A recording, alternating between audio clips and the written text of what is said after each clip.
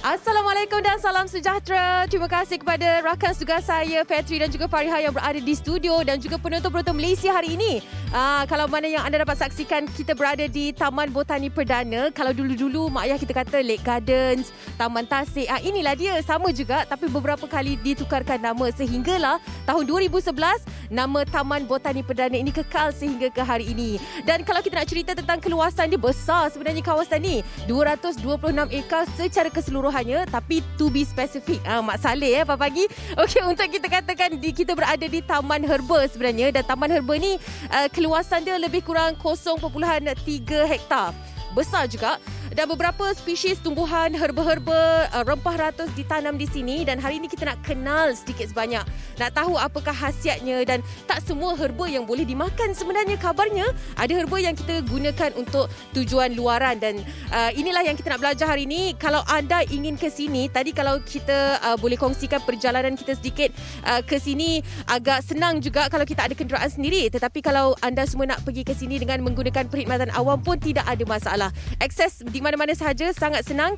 Dan ini adalah tempat untuk kita larikan sekejap dari hiruk pikuk bandar. Di sinilah tempatnya kalau mungkin anda inginkan menikmati keindahan kehijauan yang cantik sekali. Okey, kita terus saja ingin bersama dengan tetamu kita kerana beliau akan berkongsi dengan kita apakah khasiat herba yang akan kita tahu hari ini.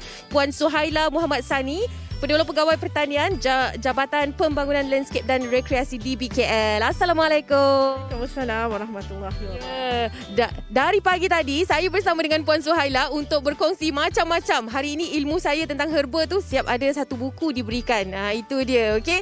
Jadi Puan Suhaila, bagaimana dengan sekarang ni kan kita dapat saksikan awal tadi dah ramai juga yang datang. Adakah ini memang kebiasaannya ramai orang datang pada hari biasa, bukan sahaja pada hari Sabtu dan Ahad? Okey, Assalamualaikum dan selamat sejahtera saya ucapkan. Okey, selamat datang ke Taman Botani Perdana. Okey, sebelum itu saya memperkenalkan diri saya, Puan Suhaila binti Muhammad Sani, Penolong Pegawai Pertanian Jabatan Pembangunan Landscape dan Rekreasi.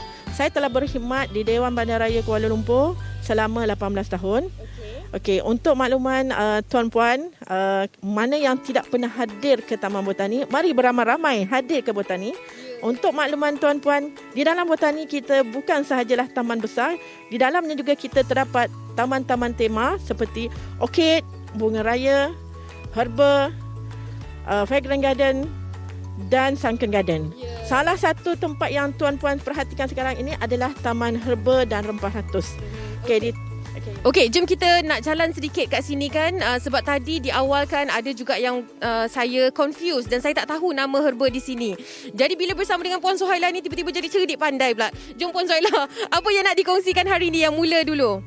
Kita boleh lihat di sebelah kita pelbagai-bagai jenis pokok herba yang ditanam di sini untuk diberi peluang kepada pengunjung-pengunjung di dalam Taman Botani untuk lihat spesies-spesies yang mungkin selama ni kita tak pernah tengok, tapi benda ini telah wujud di zaman datuk nenek kita lagi.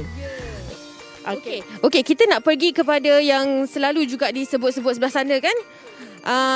Ini anda kalau mungkin kita selalu dah nampak dah buahnya ataupun limau purutnya, tetapi daun ataupun pokoknya mungkin hari ini yang nak dikongsikan.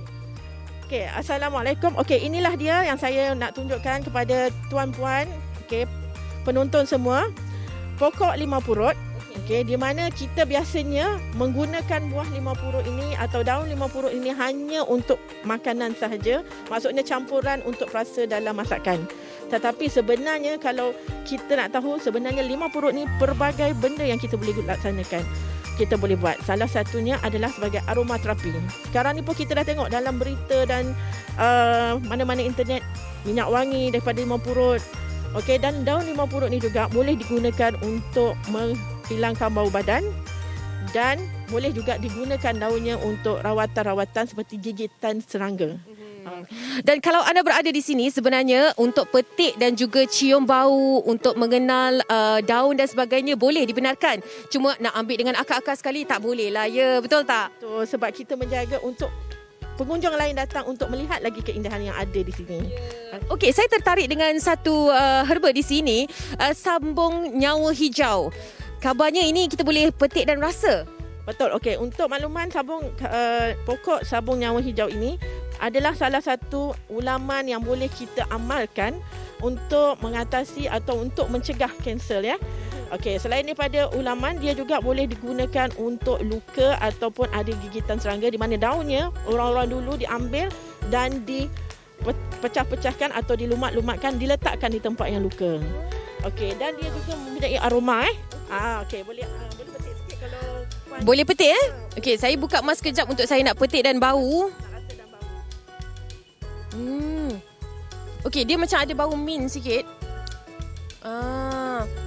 Ya, kalau kita petik dan belah di tengah ni, di bahagian batang kecil ni, stem dia ni, lagilah bau dia naik.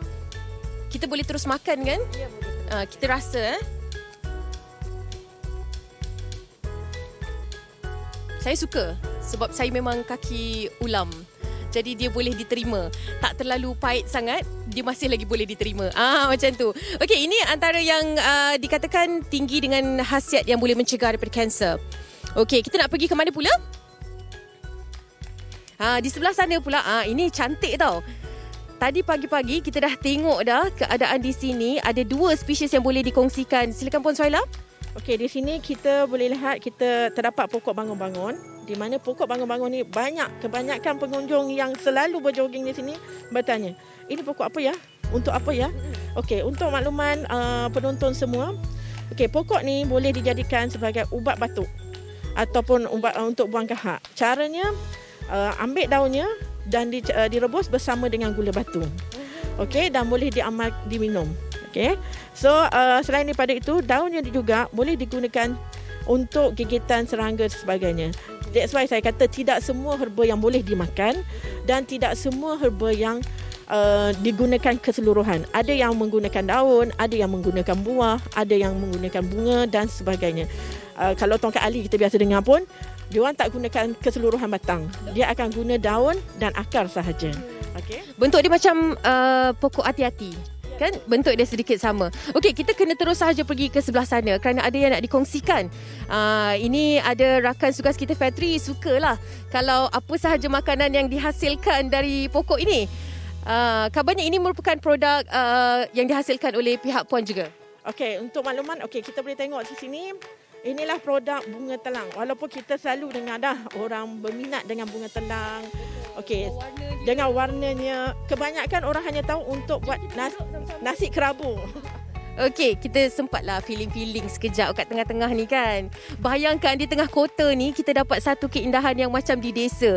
Aduh, inilah yang dinanti-nantikan. Okey, mungkin puan boleh terangkan apa yang kita ada di sini? Okey, di sini kita ada jus bunga telang yang kita sendiri, staf kita bahas untuk MHI hari ini untuk memberitahu bunga telang ni hanya bukan untuk pokok nasi kerabu saja. Jus ni pun bagus untuk diminum untuk terutama wanita lah.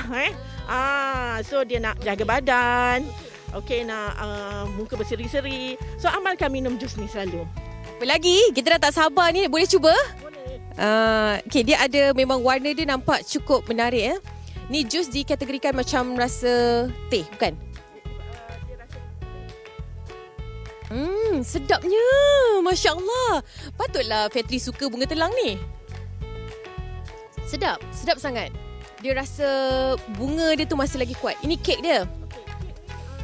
Sama, kita minta staf kita untuk membantu khas untuk MHI untuk kita beritahu pada rakyat Malaysia sebenarnya khasiat pokok-pokok yang kita tanam dan kegunaannya. Malaysia ni mewah dengan pelbagai tanaman, tapi ada masa kita tak tahu apa kegunaannya. So ini dia buat fully daripada paste bunga telang. Baiklah, itu sahaja. Kalau kita nak, sebenarnya panjang lagi dan banyak lagi nak berjalan dari atas ke bawah. Kalau setengah hari anda datang mungkin tak cukup. Kena habiskan masa seharian ya kat sini. Agaknya okey Puan Suhaila, secara ringkasnya yang terakhir nak ajak ramai-ramai datang ke Taman Botani Perdana. Silakan. Okey, saya menjemput semua pengunjung-pengunjung Taman Botani Perdana untuk hadir di dalam Taman Botani Perdana sebab kita bukan setakat ada taman herba ya, kita ada taman orkid, kita ada etnobotani, kita ada sunken garden dan pelbagai lagi. Yang terbaru kita dalam proses untuk membangunkan fragrant garden di mana kita menanam pelbagai jenis ros. Okay, terima kasih banyak-banyak kepada Puan Suhaila Muhammad Sani dan juga pihak DBKL yang menerima kunjungan kami di sini.